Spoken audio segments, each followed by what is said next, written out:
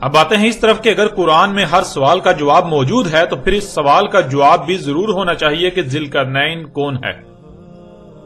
اور ناظرین، اللہ سبحانہ و تعالیٰ نے قرآن میں اس سوال کا جواب ایک نہیں بلکہ کئی مقامات پر بہت ہی صراحت کے ساتھ واضح کر دیا۔ اور ابھی جب حق آپ کے سامنے آئے گا تو آپ کو ان لوگوں کی عقل و ذہانت اور ان کے علم پر حیرانی ہوگی جو دین کے ٹھیکیدار بنے ہوئے تھے اور آج بھی بنے ہوئے ہیں۔ اس کے باوجود وہ اندھے کے اندھے ہیں کہ قرآن میں ایک نہیں دو نہیں بلکہ کئی مقامات پر ذی القرنین کی حقیقت کھول کھول کر بیان کر دی۔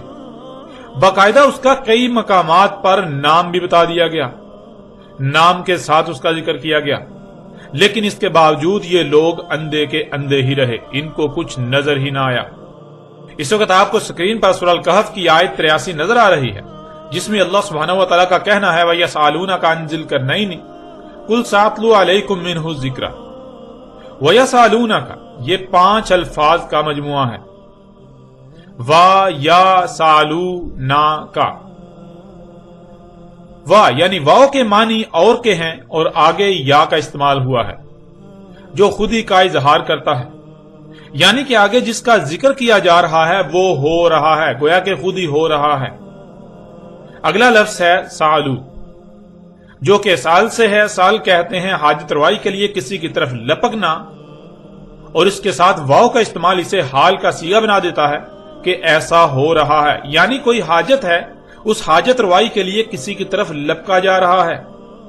اور اگلا لفظ ہے نا، جس کے معنی ہم یعنی اللہ خود اپنا ذکر کر رہا ہے۔ اور پھر اگلا لفظ ہے کا، جس کے معنی تو یعنی جس سے اللہ مخاطب ہے، اللہ کا رسول، اللہ کا بیعث کیا ہوا، اللہ کا نمائندہ، جسے اللہ نے انسانوں کی رہنمائی کے لیے کھڑا کیا۔ اللہ جس کی صورت میں انسانوں سے خطاب کر رہا ہے، انسانوں سے کلام کر رہا ہے، انسانوں کو ان کے سوال کا جواب دے رہا ہے۔ اب آتے ہیں ناظرین اس پورے لفظ کی طرف، وَيَسْأَلُونَكَ، اور یہ جو حاجت روائی کے لیے لپکا جا رہا ہے وہ ہماری طرف لپکا جا رہا ہے، ہماری طرف سے تو ہے، تو ان کی حاجت روائی کر، یعنی ان کے سوال کا جواب دے۔ ناظرین ذرا غور کریں، اگر کسی کے پاس علم ہی نہیں تو کیا آپ اس کے پاس اپنا سوال لے کر جائیں گے؟ جو آپ کی حاجت روائی کر ہی نہیں سکتا اور آپ کو علم ہو تو کیا پھر بھی آپ اس کی طرف لپکیں گے اپنی حاجت روائی کے لیے؟ نہیں، بالکل نہیں، بلکہ آپ اسی کی طرف لپکیں گے جس کے بارے میں آپ کا گمان ہوگا کہ یہ آپ کی حاجت روائی کر سکتا ہے، یہ آپ کے سوال کا جواب دے سکتا ہے۔ اب ناظرین ذرا غور کریں کہ پہلی بات، قرآن اللہ کا کلام ہے، یعنی اس قرآن میں جو کچھ بھی ہے یہ اللہ کی اول تا آخر تمام انسانوں سے کی ہوئی گفتگو ہے، جسے اللہ سبحانہ و تعالیٰ نے اس قرآن میں آیات کی صورت میں بطور تاریخ درج کر دیا۔ آیات آیت کی جمع ہے، اور آیت کہتے ہیں پوری شے کا چھپے ہوئے ہونا سوائے اس کے چھوٹے سے حصے کے، چھوٹے سے پہلو کے۔ وہ جو چھوٹا سا حصہ، تھوڑا سا حصہ، چھوٹا سا پہلو سامنے ہوتا ہے اسے عربی میں آیت کہا جاتا ہے۔ جب آیت میں غور کیا جائے، اس کی گہرائی میں جایا جائے تو کیا چھپا دیا گیا تھا وہ سامنے آ جائے گا، یعنی آیت بین ہو جائے گی۔ اب ناظرین آپ خود غور کریں کہ قرآن میں کس کی آیات ہیں، یہ آیات کس نے اتاری؟ کیا اللہ کے علاوہ کوئی اور ایسا ہے جس کی یہ آیات ہوں؟ نہیں، بالکل نہیں۔ قرآن میں اللہ کی آیات ہیں، اللہ نے سب آیات اتاری۔ ناظرین جب یہ آیات اللہ کی ہیں تو پھر اللہ کے علاوہ کس کو علم ہو سکتا ہے کہ اللہ نے ان آیات کے پیچھے کیا چھپایا ہے؟ جو نظر آ رہا ہے اس کی اصل حقیقت کیا ہے؟ اللہ کے علاوہ کون ہے جو ان آیات کو بیان کر سکتا ہے، یعنی ہر لحاظ سے کھول کھول کر واضح کر سکتا ہے؟ جب یہ اللہ کی آیات ہیں تو اللہ کے علاوہ کوئی بھی یہ جواب نہیں دے سکتا کہ ان آیات کے پیچھے کیا چھپا دیا گیا، ان آیات کی اصل حقیقت کیا ہے، ان آیات کو بیان کیسے کیا جا سکتا ہے۔ اور اسی وجہ سے اللہ سبحانہ و تعالیٰ نے اس آیت کے شروع میں ہی کہا کہ یہ جو سوال کیا جا رہا ہے یہ سوال ہم سے ہے، یعنی یہ سوال اللہ سے کیا جا رہا ہے، صرف اور صرف ہم ہی یعنی اللہ ہی اس کا جواب دے سکتا ہے۔ اور ہم یعنی اللہ کون ہے اور ہم یعنی اللہ کیسے جواب دیتا ہے، اسی کا اللہ سبحانہ و تعالیٰ نے آگے جواب دے دیا کہ تو ہماری طرف سے ان کے سوال کا جواب دے، یا یہ بھی کہہ سکتے ہیں کہ اللہ کہہ رہا ہے ہم تیری صورت میں ان کے سوال کا جواب دے رہے ہیں۔ اللہ اپنے رسول کو کہہ رہا ہے کہ تو ان کے سوال کا جواب دے۔ नाज़रीन, अब सवाल यह पैदा होता है कि आखिर सवाल है क्या? कौन सा सवाल है जो गोया कि खुद ही किया जा रहा है, जिसके जवाब के लिए लोगों की तरफ लपका जा रहा है, यह समझकर कि उनके पास इनके सवाल का जवाब है? तो आयत के अगले हिस्से में यह भी बिल्कुल वाज़ेह कर दिया कि सवाल क्या है। अन ज़िलकरनैन, ज़िलकरनैन के बारे में। करनैन यानी दो कर्ण, और ज़िलकरनैन के मानी है वो शख्स जिसे दो मखसूस कर्ण हासिल थे। यानी जो सवाल किया जा रहा है, जिसके जवाब के लिए किसी की तरफ लपका जा रहा है, वो सवाल दो कर्ण वाले के बारे में है कि ये दो कर्ण वाला कौन है। अब नाज़रीन जरा गौर करें, क्या ऐसा सवाल किया जा रहा है? ऐसा सवाल हो रहा है? यानी क्या ज़िलकरनैन के बारे में सवाल किया जा रहा है, सवाल हो रहा है? जब गौर करेंगे तो आप पर यह बात बिल्कुल खुलकर वाज़ेह है कि बिल्कुल गुज़श्ता कई सदियों से लेकर आज तक इंसानों की अक्सरियत का यह सवाल है कि ज़िलकरनैन कौन है। और अपनी हाजत रवाई के लिए, इस सवाल के जवाब के लिए उन लोगों की तरफ लपका जा रहा है जो इंसानों की रहनुमाई के दावेदार हैं। अल्लाह के अलावा कोई भी नहीं जानता कि इंसान को दुनिया में क्यों लाया गया, इसके दुनिया में आने का मकसद क्या है और वो मकसद कैसे पूरा होगा। इसलिए अल्लाह के अलावा कोई दूसरा रहनुमाई नहीं कर सकता। और अल्लाह कैसे रहनुमाई करता है, यह भी अल्लाह सुब्हानहू व तआला ने कुरान में कई मकामात पर बिल्कुल वाज़ेह कर दिया कि तुम इंसान चूंकि बशर हो तो तुम ही में से किसी बशर का इंतखाब करके अल्लाह उस बशर के जरिए इंसानों की रहनुमाई करता है, इंसानों के सवालात के जवाबात देता है। और इसी का फायदा उठाते हुए बहुत से इंसान भी इंसानों की रहनुमाई के दावेदार बन जाते हैं, जो तरह तरह के अलकाबात से जाने और पहचाने जाते हैं। यानी वो जमीन पर इंसानों के दरमियान खुद को अल्लाह के नुमाइंदे जाहिर करते हैं, ख्वाह वो इस बात का इकरार और इजहार करें या ना करें। उन्होंने असल का रास्ता रोकने के लिए ऐसे ऐसे असूलों कवानीन गढ़ कर फैला रखे होते हैं कि वो खुद अमली तौर पर अल्लाह की नुमाइंदगी के दावेदार तो बने होते हैं, लेकिन जबान से उसका इकरार नहीं करते। क्योंकि अगर जबान से इस बात का इकरार करेंगे तो अपने ही फतवों की जद में आ जाएंगे और इंसान उनकी फैलाई हुई जहालत की वजह से उन पर टूट पड़ेंगे। और यही वो नहीं चाहते कि उनका पर्दा चाक हो, उनकी हकीकत क्या है इंसानों के सामने आए। यूं वो जबान से इस बात का तो इकरार नहीं करते, मगर अमलन अल्लाह के नुमाइंदे होने के दावेदार बने होते हैं। और जिस मामले में इंसानों की रहनुमाई अल्लाह के अलावा कोई दूसरा नहीं कर सकता, तो इंसान उन लोगों को अल्लाह का नुमाइंदा तस्वर करते हुए अपने सवाल के जवाब के लिए, अपनी हाजत रवाई के लिए उनकी तरफ लपकते हैं और लपक रहे हैं। और यही अल्लाह सुब्हानहू व तआला ने इस आयत के शुरू में कहा कि ये जो सवाल के जवाब के लिए, अपनी हाजत रवाई के लिए लपका जा रहा है, इंसान अपनी हाजत रवाई के लिए, सवाल के जवाब के लिए लपक रहे हैं, वो हमारी तरफ लपक रहे हैं। इंसानों का सवाल हमसे है, यानी अल्लाह से है।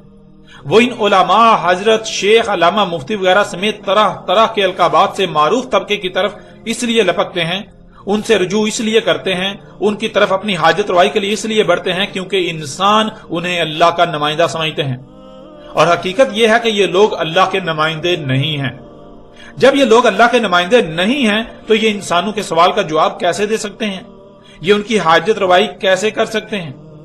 इंसानों का सवाल हमसे है, यानी अल्लाह से है, और हमारी तरफ से तू, यानी अल्लाह की तरफ से तू हमारा नुमाइंदा है। हम तेरी सूरत में इनके सवाल का जवाब दे रहे हैं। और वो सवाल है दो कर्ण वाले के बारे में। नाज़रीन, आप खुद गौर करें, अगर ये लोग वाकयातन सच्चे होते, ये अल्लाह के नुमाइंदे होते, तो क्या सदियों से चला आ रहा ये सवाल आज तक सवाल ही रहता? अगर ये सच्चे होते, ये अल्लाह के नुमाइंदे होते, ये अल्लाह के भेजे हुए होते, ये अहले हक होते, तो ये सवाल सवाल ना रहता। जो जवाब इस सवाल का दिया जाता, दुनिया की कोई ताकत चाह कर भी उस पर इतराज ना उठा सकती, उसका रद्द ना कर सकती। मगर हकीकत क्या है वो आप जानते हैं। हकीकत पूरी दुनिया के सामने है कि यह सवाल आज तक सवाल ही है। ये लोग इस सवाल का जो जवाब देते हैं, खुद ही उस पर एतराजात भी उठाते हैं, और एतराजात भी ऐसे कि फिर खुद ही लाजवाब भी हो जाते हैं। इनका जवाब बिल्कुल वाज़ेह गलत साबित हो जाता है। एक ग्रोह कहता है कि इस सवाल का जवाब के ज़िलकरनैन सिकंदर आज़म यूनानी था, और दूसरा ग्रोह उस पर ऐसे इतराजात उठाता है कि सिकंदर आज़म यूनानी को ज़िलकरनैन कहने वाले लाजवाब हो जाते हैं, आजिज आ जाते हैं, और खुद इस बात को तस्लीम करते हुए नजर आते हैं कि हाँ, इन इतराजात की रोशनी में सिकंदर आज़म यूनानी ज़िलकरनैन कतअन नहीं हो सकता। फिर एक तबका एक दूसरी शख्सियत को ज़िलकरनैन करार देता है। کہ سائرس ایرانی ذوالقرنین تھا، اور پھر اس پر بھی اٹھائے جانے والے اعتراضات سائرس ایرانی کو ذوالقرنین تسلیم کرنے یا یہ نظریہ دینے والوں کو لاجواب کر دیتے ہیں۔ یوں آج تک یہ سوال ہی بنا رہا۔ آپ خود غور کریں، اگر یہ علماء، مفتیان، حضرت، شیوخ، علامہ وغیرہ کہلوانے والے یہ سب کے سب لوگ سچے ہوتے، یہ اللہ کے نمائندے ہوتے، تو اس معاملے میں یہ سب کے سب کیسے جھوٹے ثابت ہو گئے؟ جس کو انہوں نے ذوالقرنین ثابت کرنے کی ساڑ توڑ کوشش کی، اسی میں ناکام و نامراد ثابت ہوئے، جھوٹے، بے بنیاد اور غلط ثابت ہوئے۔ تو سوال یہ پیدا ہوتا ہے کہ یہ لوگ اللہ کے نمائندے کیسے ہو سکتے ہیں؟ جب یہ لوگ اللہ کے نمائندے ہیں ہی نہیں، تو پھر یہ سوال ان لوگوں سے تو تھا ہی نہیں، کیونکہ یہ سوال تو اللہ سے ہے۔ اللہ کے علاوہ کوئی انسان کی رہنمائی نہیں کر سکتا۔ اس لیے جب یہ سوال ان لوگوں سے تھا ہی نہیں، تو پھر یہ لوگ اس سوال کا جواب بھی کیسے دے سکتے تھے؟ کیونکہ یہ سوال تو اللہ سے تھا، یہ سوال تو اللہ سے ہے، اور اس کا جواب سوائے اللہ کے کسی کے پاس نہیں ہے۔ اس لیے سوال کے جواب کا اصل حقدار اللہ ہے۔ اگر اللہ کے علاوہ کوئی بھی اس کا جواب دینے کا دعوے دار بنتا ہے تو لا محالہ وہ مشرک اعظم تو ہو سکتا ہے، اپنی خواہشات کی اتباع کرنے والا، اپنی خواہشات کو الہ بنائے ہوئے تو ہو سکتا ہے، مگر اللہ کا غلام ہرگز نہیں ہو سکتا، وہ اللہ کا نمائندہ ہرگز نہیں ہو سکتا، وہ مومن ہرگز نہیں ہو سکتا۔ وَيَسْأَلُونَكَ عَنِ ذِي الْقَرْنَيْنِ قُلْ سَأَتْلُو عَلَيْكُم مِّنْهُ الذِّكْرَ۔ اس آیت کے شروع میں اللہ سبحانہ وتعالی کا کہنا ہے، یہ جو سوال کیا جا رہا ہے، انسان اپنی حاجت روائی کے لیے اللہ کے نمائندے ہونے کے دعوے داروں کی طرف لپک رہے ہیں۔ یہ سوال ان جھوٹے، مکار اور اللہ کے شریکوں سے نہیں ہے، بلکہ یہ سوال اللہ سے ہے۔ انسان چونکہ ان لوگوں کو اللہ کے نمائندے سمجھتے ہیں، اس لیے وہ اپنی حاجت روائی کے لیے، اپنے سوال کے جواب کے لیے ان لوگوں کی طرف لپکتے ہیں۔ اس لیے یہ سوال ان سے نہیں بلکہ یہ سوال اللہ سے ہے، اور اللہ تیری صورت میں ان کے اس سوال کا جواب دے گا۔ سوال ہے ذوالقرنین یعنی دو کرن والے کے بارے میں کہ دو کرن والا کون ہے۔ آگے اللہ سبحانہ تعالیٰ کا کہنا ہے، قُلْ سَأَتْلُو عَلَيْكُم مِّنْهُ الذِّكْرَ۔ انہیں جواب دو، کہو انہیں ابھی تلاوہ کر رہا ہوں تم پر اس سے یاد دہانی، یعنی جو تمہیں بلا دیا گیا۔ ناظرین، آگے بڑھنے سے پہلے لفظ ذوالقرنین کے بارے میں جان لینا بہت ضروری ہے، اور پھر لفظ ذوالقرنین کی جو بھی وضاحت کی جائے، دیکھنا یہ ہے کہ کیا قرآن اس کی تصدیق کرتا ہے یا نہیں، کیونکہ قرآن العزیز الحکیم ہے۔ قرآن میں ترتیب ایسی ہے کہ اگر کسی لفظ کا ذکر کیا جا رہا ہے تو ساتھ ہی آگے اس کی وضاحت بھی قرآن خود ہی کر رہا ہوتا ہے۔ مثلا اگر اس آیت میں لفظ ذوالقرنین کا استعمال کیا گیا تو ساتھ ہی اگلی آیات میں اس کی وضاحت بھی قرآن نے کر دی، جو اس بات کو بالکل کھول کر واضح کر دے گی کہ آیا آپ نے ذوالقرنین کا معنی وہی سمجھا جو قرآن بیان کر رہا ہے، یا پھر کہیں ایسا تو نہیں، قرآن کچھ اور بیان کر رہا ہے اور آپ اس کے برعکس اپنے ہی کوئی کہانی گڑھ رہے ہیں، اپنے خود ساختہ معنی پہنا رہے ہیں۔ تو آگے بڑھنے سے پہلے لفظ ذوالقرنین کو واضح کر دیتے ہیں، اور پھر آگے یہ بھی دیکھیں گے کہ کیا قرآن ان معنوں کی تصدیق کرتا ہے یا نہیں۔ ذوالقرنین 3 الفاظ کا مجموعہ ہے۔ ذی القرنین، ذی کے معنی ہے حاصل شدہ، یعنی جو آپ کو حاصل ہو چکا، جو کسی کو حاصل ہو چکا، جو کسی کے پاس ہے، جو کسی کے اختیار میں آ چکا۔ اگلا لفظ ہے الف لام۔ کسی بھی لفظ کے شروع میں الف لام کا استعمال اسے مخصوص بنا دیتا ہے، یعنی کسی عام شے کا ذکر نہیں کیا جا رہا بلکہ کسی خاص شے کا ذکر کیا جا رہا ہے۔ پھر اگلا لفظ ہے کرنین۔ ناظرین، ویسے تو صرف اور صرف واحد اور جمع کا صیغہ ہوتا ہے، لیکن عربی میں ایسا نہیں ہے۔ اللہ سبحانہ وتعالیٰ نے ہر شے سے اس کا جوڑا بنایا، تو عربی میں جوڑے کا صیغہ بھی پایا جاتا ہے جسے تثنیہ کہا جاتا ہے، یعنی واحد، تثنیہ اور جمع۔ عربی میں 3 صیغے استعمال ہوتے ہیں۔ کرنین تثنیہ کا صیغہ ہے، یعنی جوڑے کا صیغہ، اور اس کا واحد کرن ہے۔ ناظرین، ایک بات بہت عام کر دی گئی کہ کرن کے معنی سینگ کے ہیں، لیکن یہ حقیقت نہیں ہے۔ کرن عربی میں کہتے ہیں ایک شے کے بیک وقت 2 ظہور ہونا۔ یہ خصوصیت عموماً سینگ میں پائی جاتی ہے کہ سینگ کا بیک وقت 2 مقامات پر ظہور ہوتا ہے، اس وجہ سے سینگ کو بھی عربی میں کرن کہا جاتا ہے۔ لیکن اس آیت میں نہ صرف دو کرن کا ذکر کیا جا رہا ہے بلکہ شروع میں ال کا استعمال کیا گیا، جس کا مطلب ہے کہ یہاں کسی عام دو کرن کا ذکر نہیں بلکہ خاص دو کرن کا ذکر کیا جا رہا ہے۔ یہ کوئی مخصوص دو کرن ہے، اور پھر یہ بات بھی کسی سے ڈکی چھپی نہیں ہے کہ سورج کے مقام طلوع یا مقام غروب کو عربی میں کرن کہا جاتا ہے، اور اسی وجہ سے کرن کہا جاتا ہے کیونکہ سورج جہاں آپ کو غروب ہوتا ہوا نظر آ رہا ہوتا ہے وہیں سے وہ ایک دوسری قوم پر طلوع ہوتا ہوا بھی نظر آ رہا ہوتا ہے، یعنی سورج کے بیک وقت اس مقام پر دو ظہور ہوتے ہیں۔ اس وجہ سے سورج کے مقام طلوع یا مقام غروب کو کرن کہا جاتا ہے۔ اب ناظرین ذرا غور کریں، جہاں آپ کو سورج غروب ہوتا ہوا نظر آ رہا ہے وہیں سے زمین کے دوسری طرف کے لوگوں کو ان پر طلوع ہوتا ہوا نظر آ رہا ہوتا ہے۔ یوں یہ ایک ہی مقام پر بیک وقت سورج کے دو ظہور ہوتے ہیں، جسے عربی میں کرن کہا جاتا ہے۔ یوں یہ ایک کرن ہو گیا، اور جہاں آپ کو طلوع ہوتا ہوا نظر آ رہا ہوتا ہے تو وہیں سے وہ ایک دوسری قوم یعنی زمین کے دوسری طرف کے لوگوں کو غروب ہوتا ہوا نظر آ رہا ہوتا ہے۔ یوں ایک یہ مقام جہاں سورج کے بیک وقت دو ظہور ہوتے ہیں، ایک کرن یہ بن گیا۔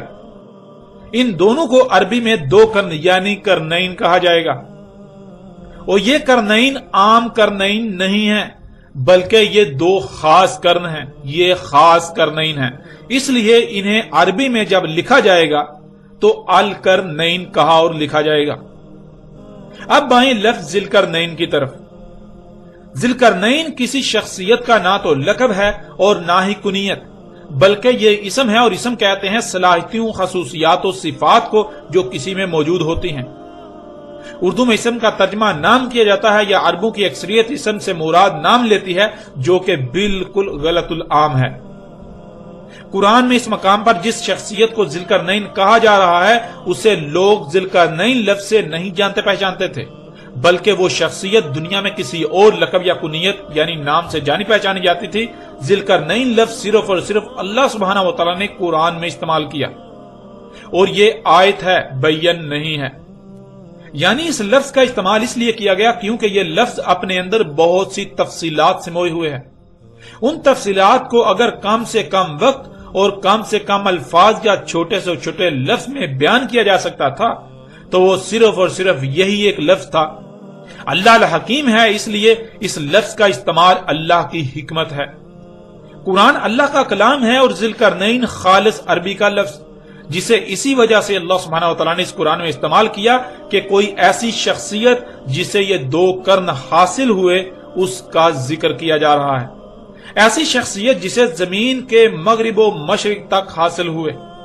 یعنی اگر آپ یہ کہیں کہ فلاں کی حکومت مغرب تک ہے، یعنی جہاں تم سورج غروب ہوتا ہوا دیکھتے ہو وہاں تک ہے، تو آپ چلتے جائیں اس مقام پر پہنچنے کے لیے، تو آپ اس مقام تک نہیں پہنچ پائیں گے کہ خشکی ختم ہو جائے گی، اور سورج آپ کو اتنا ہی آگے غروب ہوتا ہوا نظر آئے گا۔ بالکل اسی طرح مشرق کی طرف بھی کہا جائے تو مطلب یہ ہے کہ زمین کے چپے چپے کا اختیار جس شخصیت کو حاصل تھا، جس شخصیت کو زمین کے مغرب و مشرق تک کا اقتدار حاصل ہوا تھا، جس شخصیت کو زمین کے یہ دونوں کرن حاصل تھے، اسے قرآن میں اللہ سبحانہ و تعالی نے ذوالقرنین کہا۔ یہ ہے ناظرین لفظ ذوالقرنین کے معنی۔ ذوالقرنین یعنی ایسی شخصیت جسے دو مخصوص کرن حاصل تھے، اور وہ دو مخصوص کرن کون سے ہیں؟ ایک وہ مقام جہاں آپ کو سورج غروب ہوتا ہوا نظر آتا ہے، دوسرا وہ مقام جہاں آپ کو سورج طلوع ہوتا ہوا نظر آتا ہے۔ وہ شخصیت جسے زمین کے مغرب و مشرق تک کا اقتدار دیا گیا، مکن دیا گیا، اختیار دیا گیا، حکومت دی گئی، اسے اللہ سبحانہ و تعالی نے قرآن کے اس مقام پر ذوالقرنین کہا۔